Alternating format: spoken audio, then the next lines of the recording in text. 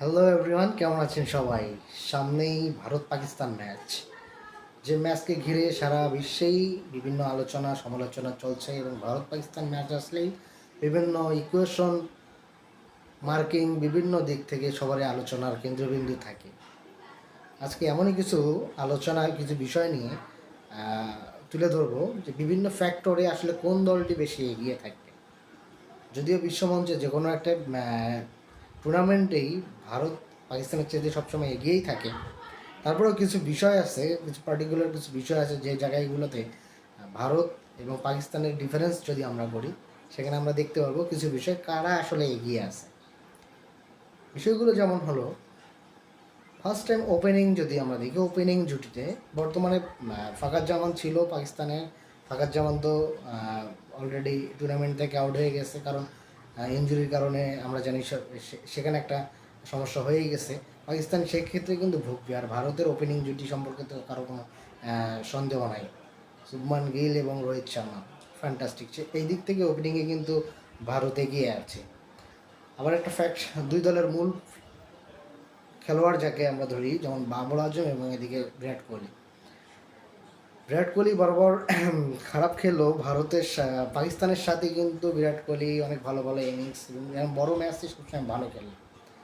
বাবর আজম যদি লাস্ট ম্যাচে ধীর শুরু করলেও বর্তমান ফর্ম অনুযায়ী আমি যদি ধরি যে বাবর আজমকে আমি এখানে এগিয়ে রাখবো।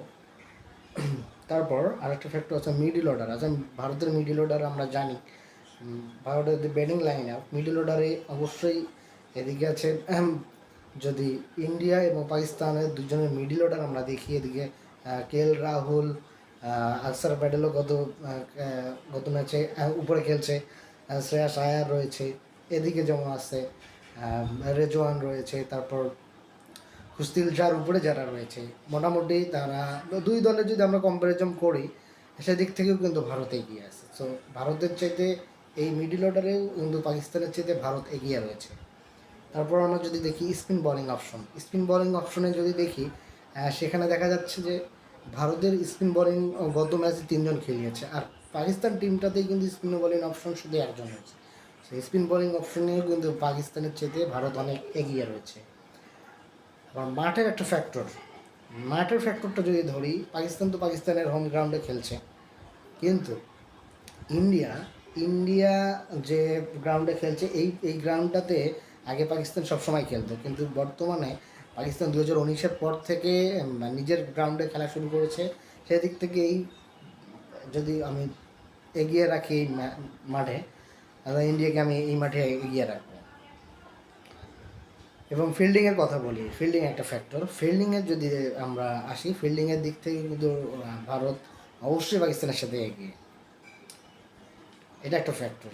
সো বিভিন্ন ফ্যাক্টর আমার দেখা যাচ্ছে এখন থেকে ভারতেই কিন্তু এগিয়ে রয়েছে। আর একটা ফ্যাক্টর আছে ক্যাপ্টেন্সি। ভারতের ক্যাপ্টেন রোহিত শর্মা এবং পাকিস্তানের ক্যাপ্টেন রয়েছে বাবর আজম। দুজনের ক্যাপ্টেন্সির মধ্যে অবশ্যই আমরা কাকে এগিয়ে রাখবো? সেখানেও আমরা রোহিত শর্মাকেই এগিয়ে রাখবো, সেটা যে কেউ এগিয়ে রাখবে।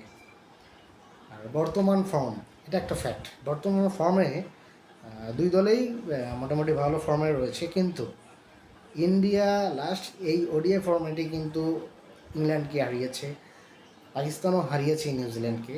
কিন্তু দুই দলের যদি ফর্ম আমরা কম্পারিজন করি, তাহলে দেখা যাবে যে দুই দলের মধ্যে ইন্ডিয়াই এগিয়ে রয়েছে। সো আগামী যে ম্যাচটা রয়েছে আইসিসি ইভেন্ট, এই চ্যাম্পিয়ন্স ট্রফিতে, সেখানে আমরা অবশ্যই ইন্ডিয়াকে আমরা এগিয়ে রাখবো।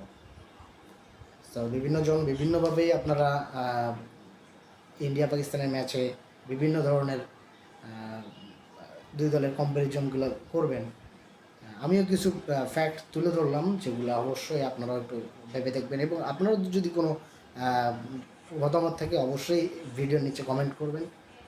ভালো থাকবেন সবাই, সুস্থ থাকবেন, দেখা হবে